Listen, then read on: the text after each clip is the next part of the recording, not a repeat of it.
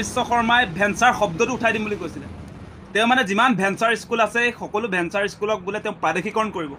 কিন্তু আজিৰ তাৰিখলৈকে তেওঁ যি প্ৰতিশ্ৰুতি দিছিলে সেই প্ৰতিশ্ৰুতি ৰূপায়ণ নকৰিলে আপোনালোকে নিশ্চয় দেখিছে যে দীৰ্ঘদিন ধৰি আজি ভেঞ্চাৰ যিবিলাক স্কুলৰ যিবিলাক শিক্ষক শিক্ষয়িত্ৰী তেওঁলোকে প্ৰতিবাদী কাৰ্যসূচী অব্যাহত ৰাখিছে আপোনালোকে নিশ্চয় খবৰ লাভ কৰিছে যে তেওঁলোকৰ যিসকল সতীৰ্থ প্ৰায় 400-500 তেওঁলোকৰ সতীৰ্থ ইতিমধ্যে মৃত্যুমুখত পৰিছে আপোনালোকে নিশ্চয় দেখিছিলে যে 2013 চনৰ পৰা 2022 বৰ্ষৰ ভিতৰত যথেষ্ট সংখ্যক অপ্ৰাদেশিকৃত বিদ্যালয় তেওঁলোকে চৰকাৰীকৰণ কৰিলে গ্ৰাণ্ট কৰিলে প্ৰাদেশিকৰণ কৰিলে কিন্তু যথেষ্ট সংখ্যক আজিৰ দিনটোতো আচলতে বাদ পৰি থাকিলে এইটো অত্যন্ত দুৰ্ভাগ্যজনক তেওঁলোকৰ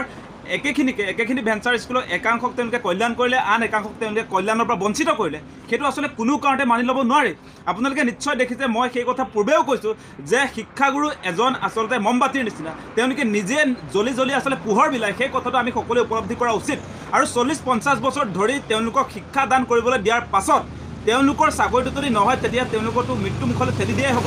আপোনালোকে নিশ্চয় দেখিছে তেওঁলোক বৰ্তমান সময়ত তিলকৈ জীয়াই আছে আমাৰ বেয়া লাগে তেওঁলোকে যেতিয়া প্ৰতিবাদ কৰিবলৈ আহে গুৱাহাটীলৈ আমাৰ অত্যন্ত দুখ অনুভৱ হয় যে সেই ভেঞ্চাৰ স্কুল যিবিলাক শিক্ষাগুৰু তেওঁলোকে ইয়াত প্ৰতিবাদী কাৰ্যসূচী ৰূপায়ণ কৰিছে তেওঁলোকে আমাৰ সন্মুখত কয় যে চৰকাৰে বাৰম্বাৰ তেওঁলোকক প্ৰতিশ্ৰুতি দিছে বাৰম্বাৰ প্ৰতিশ্ৰুতি দিয়াৰ পাছতো কিন্তু আজিৰ তাৰিখলৈকে প্ৰতিশ্ৰুতি পূৰণ নহ'ল আৰু আপোনালোকে নিশ্চয় দেখিছে যে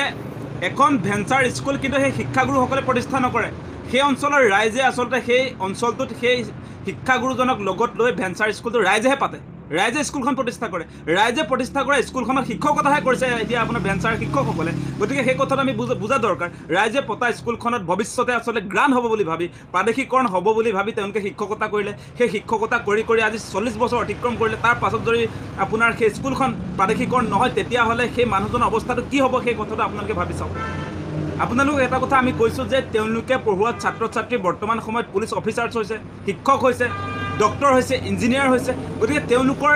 মানৱ সম্পদ গঢ়াৰ ক্ষেত্ৰত কিমান অৱদান আছে আপোনালোকে উপলব্ধি কৰি চাওক গতিকে সেই মানুহবিলাক অন্যায় কৰা বন্ধ কৰক অতি শীঘ্ৰে ভেঞ্চাৰ স্কুলৰ যিসকল আচলতে শিক্ষাগুৰু তেওঁলোকৰ লগত কথা পাতি তেওঁলোকৰ স্কুলসমূহ অতি শীঘ্ৰে প্ৰাদেশিকৰণৰ ব্যৱস্থা কৰক সেই কথা আমি কৃষক মুক্তি সংগ্ৰাম সমিতিৰ তৰফৰ পৰা দাবী উত্থাপন কৰিলোঁ